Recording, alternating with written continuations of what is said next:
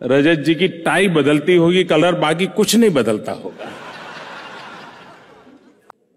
रजत जी की एक विशेषता अगर मैं वर्णन करूं तो यह है कि उनके पूरे इंटरव्यू में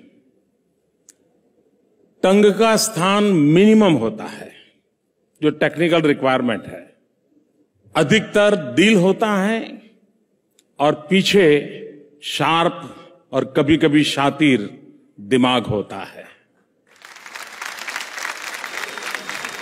ये इंटरव्यू करने का एक अपना तरीका है उनका।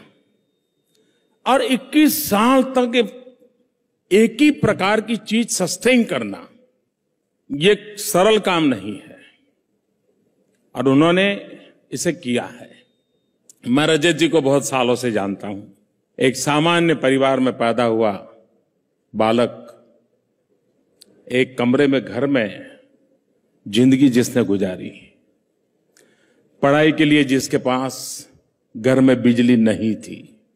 ये देश की विशेषता देखिए कि अपने परिश्रम से एक इंसान कहां से कहां पहुंच सकता है। रजत उसका उदाहरण है।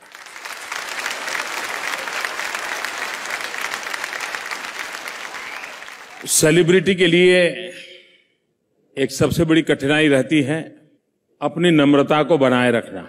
बड़ा मुश्किल काम होता है।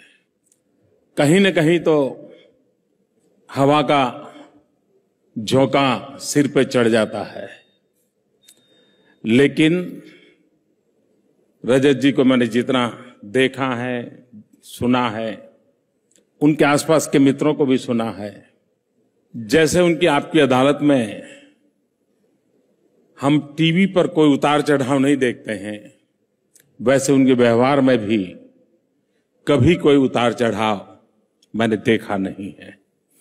मैं मानता हूं कि शायद सिद्धि पाना उतना कठिन नहीं होता है जितना कि सिद्धि को पचाना होता है, और उन्होंने इसे पचाया है।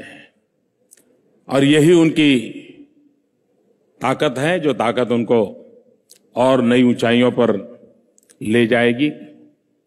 मेरे लिए थैंक्स गिविंग का अवसर है, क्योंकि चुनाव के दिनों में इतने बड़े स्केल पर मुझे अपनी बात पहुंचाने का अवसर मिला।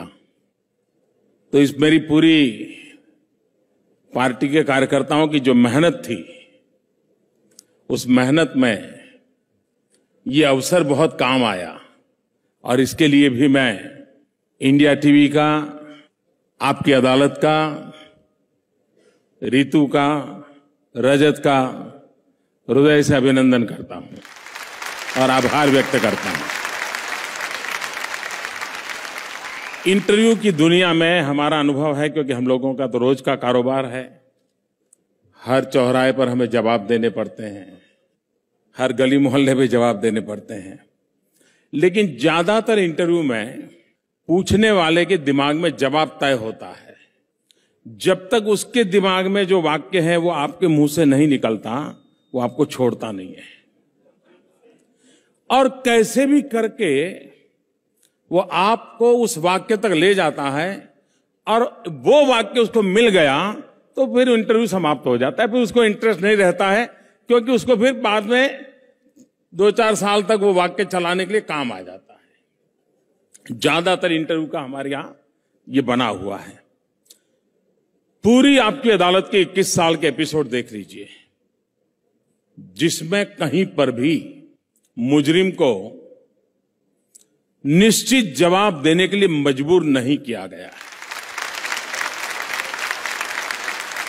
निर्धारित दिशा में ले जाने के लिए प्रयास नहीं किया गया है। मैं मानता हूं कि जर्नलिज्म की दुनिया में यह अपने आप में एक नई मिसाल है। अपनेपन से भी क्या कुछ नहीं निकलता है। हमने देखा किसी की जुबान नहीं चली तो आंसू बह पड़े, लेकिन कुछ तो निकला। जरूरी नहीं है कि उसका गला पकड़ के निकाला जाए, मीठी सी बात करके भी निकाला जा सकता है।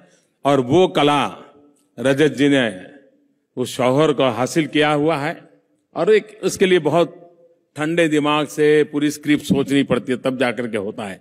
सामने वाले की साइकी का पूरा अध्ययन करना पड़ता है, सिर्फ क्वेश्चन का रिसर्च नहीं होता है, आने वाले व्यक्ति के नेचर का ज्यादा रिसर्च करना पड़ता है, फिर उसको सवाल चुभे बिना कैसे पूछे जाएं। और मैं मानता हूं कि इस क्षेत्र में उन्होंने काफी कुछ पाया है। मेरी तरफ से उनको बहुत बहुत शुभकामनाएं हैं। और 21 साल के आपके इतिहास में, आपकी यात्रा में हमें भी चलने का मौका मिला, इसके लिए मैं आपका आभारी हूं। बहुत बहुत धन्यवाद। बहुत धन्यवाद प्रधानमंत्री जी। मेरे 21 साल के करियर में ऐसे अच्छे जवाब देने वाला मुझे दूसरा मिला नहीं। बहुत बराबर की चोट होती है इनकी। लेकिन एक ऐसे शख्स भी यहां मौजूद हैं जो अगर शायद आपकी अदालत करते, वो इतने लर्नेड हैं, मुझसे बेहतर सवाल पूछते। उन्हें आपकी अदालत में सवाल पूछने के लिए मेरी तरह से रिसर्च करने की जरूरत नहीं पड़ती, रात रात भर जागना नहीं पड़ता। अगर वो ये शो करते तो जवाब देने वालों के छक्के छुटा सकते थे। वो शख्स मेरी तरह शो नहीं करते, इसीलिए वो आज भारत के सबसे ऊंचे पद पर भारत के राष्ट्रपति हैं, श्री प्रणब मुखर्जी। इस 21 साल की आपकी अदालत की यात्रा में एक और ऐसा व्यक्ति है जो यहां सभागार में मौजूद है, जो मेरे साथ एक एक कदम चला। 21 साल से आपकी अदालत को उन्होंने पर्दे के पीछे से चलाया।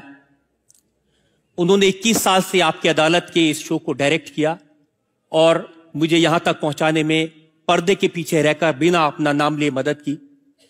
मेरी पत्नी है, प्रोग्राम के डायरेक्टर हैं, इंडिया टीवी की मैनेजिंग डायरेक्टर हैं, ऋतु धवन।